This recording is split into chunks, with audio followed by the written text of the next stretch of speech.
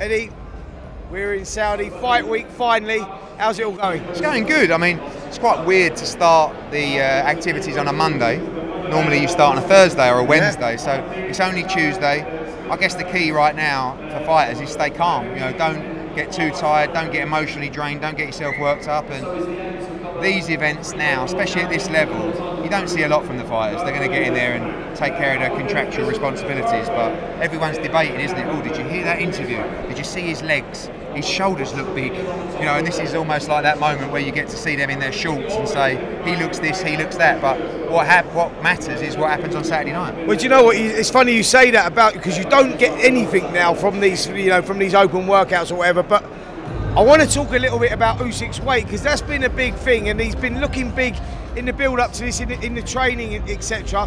What do you make about Usyk and his weight? What are you expecting him to come in? We've heard like even up to 15 kilos heavier. I don't think. What did he weigh for the first fight? 100, low hundreds, something like that? Yeah, something like that. I think he'll come in closer to 110. Right. You know, and I think AJ. No, I'm talking kilos. Oh, kilos. Yeah. So I think he come in about 100 and just over 100 kilos last time. Right. You know, you're talking about 10 kilos more. He's 22 pounds. You know, it's a stone and 6 pound over. Stone and 8 pounds over the original weight. I think he looks a little bit fleshy in the pictures I saw yesterday. Not fleshy like me fleshy, but you know, a bigger heavyweight. And I don't know whether that's intentional. You know, sometimes you're just moulded into the heavyweight division. Sometimes you're intentionally putting on weight to fight a different style of fight.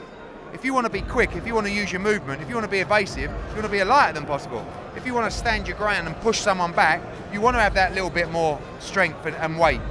Maybe he's doing that. Saying if it ain't broke, don't fix it. He sort of dominated the first fight. He tactically had it right. Joshua had it wrong. Why would he try and change that? Usyk will know that Joshua is going to fight a different type of fight in this fight. He's going to know that Joshua is going to be more aggressive and he's going to try and push him back.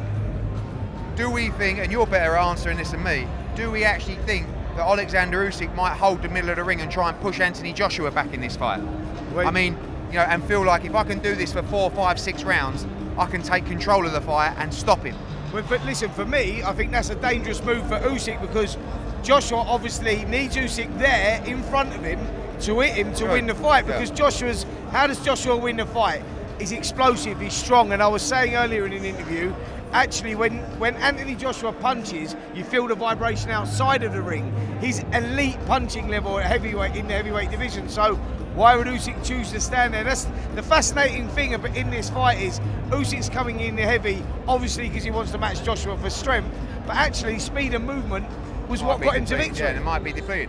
But again, we go back to fights like Tyson Fury against Deontay Wilder, when everybody was saying in the training camp, no, Tyson's going to push Fury back in this, Wilder back in this fight and beat him up. I thought that was the worst idea ever, because I thought Tyson Fury's, you know, all his abilities come from movement and awkwardness and fighting off the back foot. Then he holds the middle of the ring, pushes Deontay Wilder back and beats him up in that second fight, you know? Yeah. So I don't know, like, and I thought that was the worst idea ever. I agree with you. That's going to allow AJ to let his hands go and to land those shots. I just wonder whether Usyk thought to himself, I don't want to be backed up in this fight. And he's going to do it, because I know he's got to find a way to do it. But when Chisora, I always look back, Spence, at when Chisora boxed Usyk, and the look on Usyk's face when he was getting backed up. He turned his head at one stage against the ropes. He hated it. Didn't like getting bullied. No, but so therefore, if you know that's about to happen, maybe you know, I don't know. That's the fascinating thing about this fight, Eddie, going into it. After the first fight, if you would have said, right, the rematch is on straight away, people go, what's the point? He won the fight so convincingly. But now we got nearer, and with what's going on, you know, with surrounding it all, Usyk going into, you know, fight for his country, coming out, you know, has that got anything to, will that be playing on his mind? Is that an added problem for him, or will it work in his favour? Will he feed off that? Anthony Joshua coming in maybe a little bit lighter. He looks light actually coming into this one. What sort of weight's he going to come in? He's talking about 110, 112 kilos, which is probably a touch heavier than some of his performances. I was sitting there next to him yesterday looking at his arms. They're about 3 times the size of my quads. He looks massive, but lean and fast and explosive. He's saying all the right things, Spenny, you know, and he's putting, what I like about it is he's putting the pressure on himself. He's not saying, well, I'll give it my best and if I get it right on the night, I'll win. He's saying, I must win this fight. And in the first fight, before you know it, you're sitting there in the change room after 12 rounds having lost on points saying, what was I doing? I never really got going. So he's putting the pressure on himself to put the performance in that's needed to win this fight. Listen, he recognised, I spoke to him after that fight about his performance and his tactics. He said, look, Spence got it totally wrong. Tactically, I know I got it wrong. That's why I'm so annoyed, because I know what I've got to do. But will those mental scars play a part? You know, when that first bell rings, he knows what he's got to do when he goes in there. He knows Joshua's an experienced guy, as in he knows how to right the wrongs. And he knows what he's got to do. But do you think that them mental scars can play an issue going into it? But don't you think as well, I'll switch that the other way and say, when you fight Alexander Usyk, there's like this fear factor of how special this guy is, and the almost like, you know, the magician-like ability that he has. I remember when Bellew boxed him, he was so concerned with the movement and the feet. He said after 6 rounds, I was just completely drained and gone. Yeah. But when you've had 12 rounds with him, like I feel like when AJ went in the first fight, he never really truly believed in the plan or how he could beat Usyk. Yeah. At least he's felt it now. At least when he's, you know, when he shapes up in the first couple of rounds and gets pinged with the right hand down the pipe, he goes, I put my foot inside his foot again, get it on the outside, rather than getting to the 10th round and going, oh, actually, you know. So I feel like with someone like AJ, he can digest that information and process it. You can't, AJ's not the kind of guy, some fighters you can sit down and go, listen, you're the greatest, you're going to do this, you're going to get, and yeah. AJ has to believe it, he has to digest it. He's an intelligent guy, but if you give him the information to process, and part of that process will be that first fight. Yeah.